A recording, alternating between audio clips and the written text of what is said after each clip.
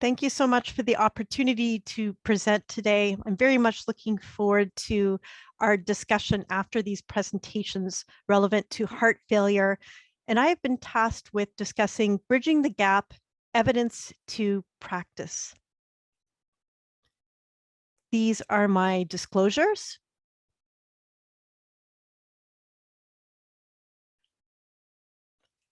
Well, first, I want to give you some motivation to prescribe. And most of what I'm going to be talking about today is relevant to prescribing therapies for HFrEF. Now, you've heard from Dr. McDonald the changes in the Canadian Cardiovascular Society guidelines relevant to the management of HFrEF. And I blew this up here so we can all see it nice and clear. Again, very much a strong recommendation to initiate the 4 standard therapies, being RASI therapy, with ARNI being preferred, beta blocker, MRA, and SGLT2 inhibitors. And really a statement that it's important to introduce each of these categories of HFrEF therapies at least at low doses as quickly as possible. And that's a bit of a paradigm shift in HFrEF therapy. Traditionally, we've talked about this sequential approach, which really takes a long time to achieve. So a bit of a paradigm shift, and we're going to walk our way through some different ways to prescribe these 4 standard therapies recommended by the CCS guidelines. Well, here's some motivation to prescribe.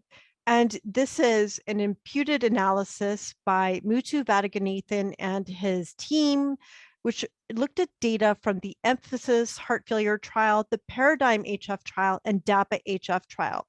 And really, it came down to using language that patients can understand when you're having your shared decision-making discussions about adding new therapies on.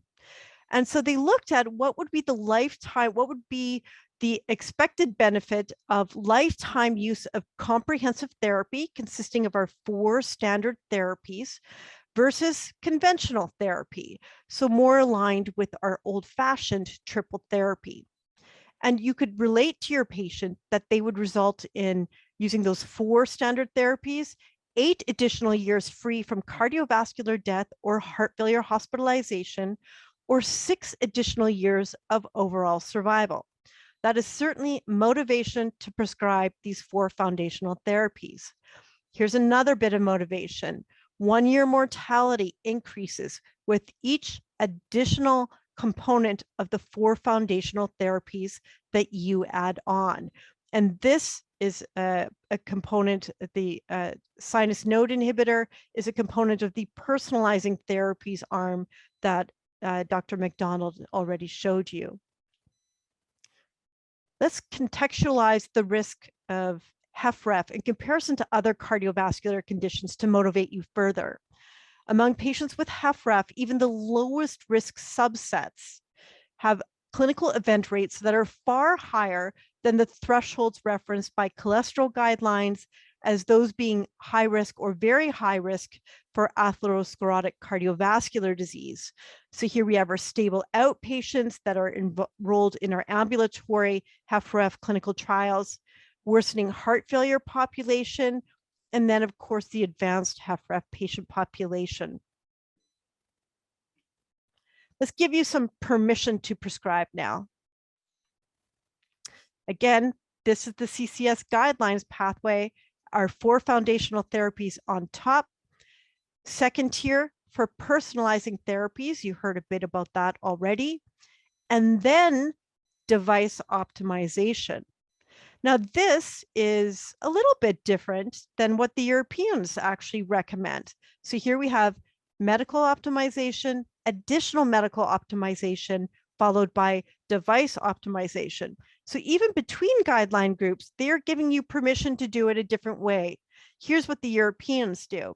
The Europeans do medical optimization with the 4 standard therapies, then reevaluate ejection fraction, refer for device, and then they personalize therapy. So many different ways to do this, and no one's saying anybody's doing anything wrong. And you can, in fact, start any of these drugs up here as the 4 standard therapies, whether you refer to the Canadian guidelines or the European guidelines. You can start any of those 4 in whatever order you want, and nobody's going to fault you. I'm going to remind you of the journey of outpatient HFrEF clinical trials. This is a slide made famous by Professor John McMurray. And you can see here, this was at the paradigm moment. This is when sacubitril/valsartan became the major component of our triple therapy. And then we added in SGLT2 inhibitors with Emperor and DAPA-HF. And then here's a couple of others that added the additional components of personalizing therapy. But this is a historical, timeline of when these clinical trials occurred. This does not say the order in which you necessarily have to prescribe them.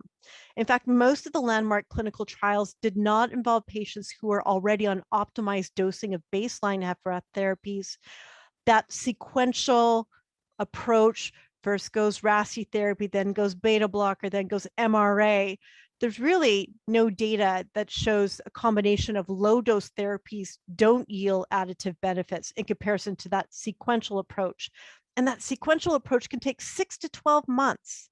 And in fact, there's actually recent data from some post hoc analysis that say using multiple therapies up front, particularly sacubitril/valsartan and SGLT2 inhibitors, may in fact improve potassium levels and kidney function, which will then facilitate use of mineralocorticoid receptor antagonists as well. So, how do we prescribe these HFrEF therapies in real life, and how can we do it better? Well, this is data from the CHAMP-HF registry, which I think many of you are familiar with. And this was 3,500 patients with HFrEF in the US in real world, real life, followed by community cardiologists, internal medicine clinics, and primary care. And in the orange, it shows you the percentage of patients who were not being prescribed these 4 foundational therapies, or at least 3 foundational therapies, despite the lack of a contraindication. Beta blockers, almost a third of patients were missing a prescription in the absence of a contraindication. Sacubitril/valsartan, 86%. This is impressive. And not only that, we weren't getting to target doses of therapies either in real world. And here's data to show that you as well, that there's very little movement in terms of achieving target dose over time when we move from baseline to 12 months of follow-up in real world registries. So we're not prescribing and we're not getting to target doses. So let's take a different approach. Can we do this in a different way? Abandon the sequential approach. Can newer therapies, in fact, skip the line? Well, here, I think some of you have seen this as a publication by Miller and Howlett with regards to a cluster scheme. Maybe prescribing a medication from cluster A, a medication from cluster B and or C. And then a couple weeks later, then address whatever medication in each cluster you haven't prescribed. Again, completely permissive in the way that we can prescribe drugs now. So this is one approach. Here's another approach that's been made famous as well, just the Fantastic Four in any order. So the foundational therapies are here, and then you personalize based on worsening heart failure, heart rate, the presence or absence of iron deficiency. But really, the big message is the foundational 4 in any order you want. Here's that historical conventional sequencing, which we're trying to move away from. And here's another new novel approach of get as many on board as fast as possible, made famous by Professor McMurray and Professor Packer. They propose prescribing a beta blocker because of its impressive reduction in cardiovascular death, and an SGLT2 inhibitor at the first visit. Then follow-up visits would introduce the renin-angiotensin system inhibitors as well. There's also sort of the mantra, try to get on all 4 drugs in 4 weeks. I'd say the CCS guidelines are a little bit more liberal in terms of that, and that may not be something that we can all do in real life practice. So again, the priority to get 4 drugs on as quickly as possible.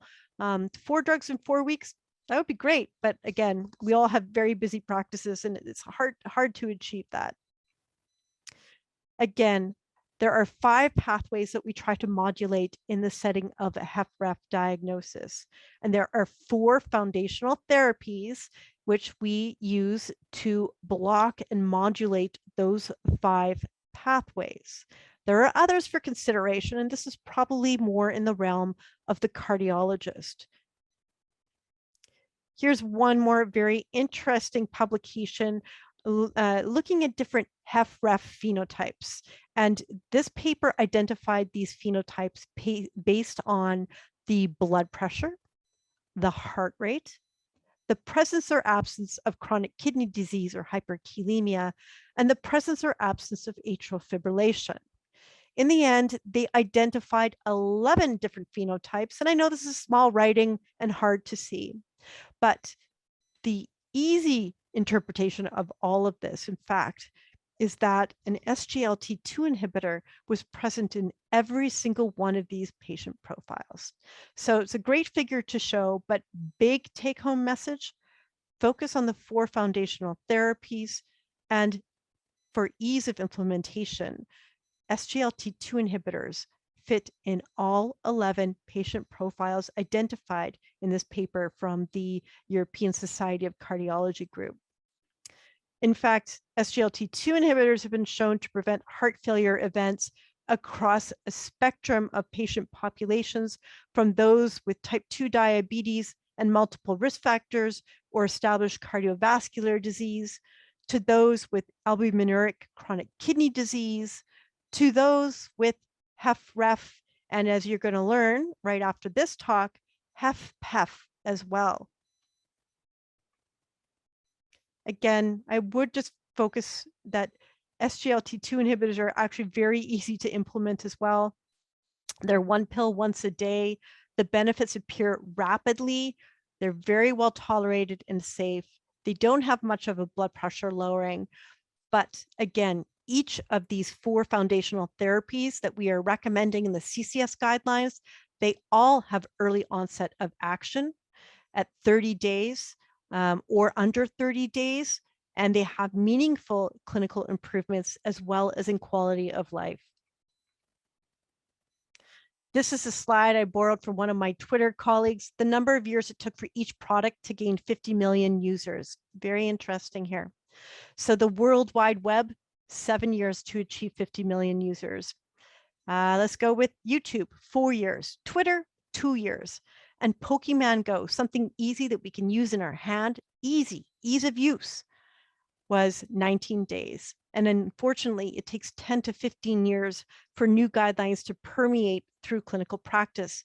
And we need to change that in order to have our benefits, reap the benefits of our 4 foundational therapies.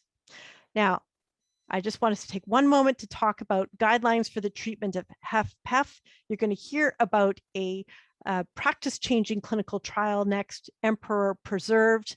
And of course, hopefully the HFpEF guidelines will be coming soon to a journal near you, as the Emperor Preserved data has just been recently released in the summer of 2021.